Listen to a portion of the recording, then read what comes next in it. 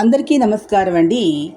Bachirao online competitive guidance సెంటర్కి welcome అండి. ఈరోజు జనరల్ స్టడీస్లో విపత్తులు అనే టాపిక్. ఇక్కడ 2 రకాలైన విపత్తులు ఉంటాయి. మానవులకి సంబంధించినటువంటివి, ప్రకృతి సహజ సిద్ధంగా వచ్చేటటువంటివి.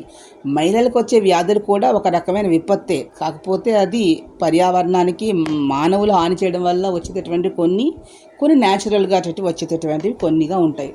ఇక్కడ విపత్తు నిర్వహణ సంబంధించి పౌర రక్షణ విధానం 1962 ప్రకారంగా రాష్ట్రాలు, కేంద్ర ప్రభుత్వాలు జాతీయ పౌర రక్షణ చట్టాన్ని 1968లో చేశారు. తర్వాత దాని భాగస్వామ్యాన్ని కలిగించడం కోసం 2010లో ఈ చట్టాన్ని సవరణ జరిగింది. థర్డ్ పాయింట్ వచ్చి పౌర రక్షణ డైరెక్టర్ జనరల్ 1962లో హోంమంత్రిత్వ శాఖలోని భాగంగా ఉండేది. ఈ సంస్థ ప్రధాన కార్యాలయం ఢిల్లీలో ఏర్పాటు చేశారు. పౌరరక్షణ హోంగార్డులు నాగపూర్లోని పౌరరక్షణ కళాశాల ఉంది. జాతీయ అగ్నిమాపక సేవా కళాశాల నిర్వహణ అనేది కూడా ఇక్కడే ఉన్నాయి. సో ఇవన్నీ కూడా వెరీ వెరీ ఇంపార్టెంట్ అండి.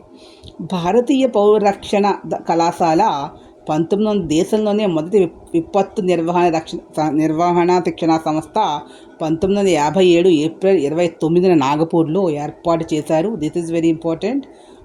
జాతీయ పౌరరక్షణ కళాశాలగా మార్చినది మాత్రం 1988 ఏప్రిల్ 1న. ఇక్కడ విపత్తు ఉపశమన చర్యల కోసం రెవెన్యూ డిపార్ట్మెంట్ వాళ్ళకి ఇక్కడ శిక్షణ అనేది ఇస్తారు. 1984లో నేషనల్ క్యాడెట్ కార్డ్స్ అనే పౌరరక్షణ సేవాదళాన్ని 1984లో ఏర్పాటు చేశారు. యువతలో బాల్యంలోనే సేవాగుణం కలిగించడం కోసం స్కూల్, కాలేజ్ లెవెల్లోనే దీన్ని ఏర్పాటు చేశారు. హోంగార్డులు 1946లో హోంగార్డ్ వ్యవస్థ అనేది ప్రవేశపెట్టింది 46లోనే. ఇది కేరళ మినహా దేశమంతా కూడా ఈ వ్యవస్థ అనేది ఉంది. ఈ వ్యవస్థ లేని రాష్ట్రము అని క్వశ్చన్ చేస్తే కేరళ చెప్పాల్సిన అవసరం ఉంటుంది. అయితే దేశ సేవలోనే విద్యార్థుల భాగస్వాములు చేయాలని లక్ష్యంతో మొదటి విద్యా కమిషన్ అనేది 1950లో సిఫార్సు చేసిన మేరకి విద్యా మంత్రిత్వ శాఖ, కేంద్ర విద్యా మంత్రిత్వ శాఖ 1969-70లోని జాతీయ సేవా పథకాన్ని NSSని ప్రవేశపెట్టింది. ఇదేంటి? నాట్ మీ బట్ యు అనే దీని నినాదం.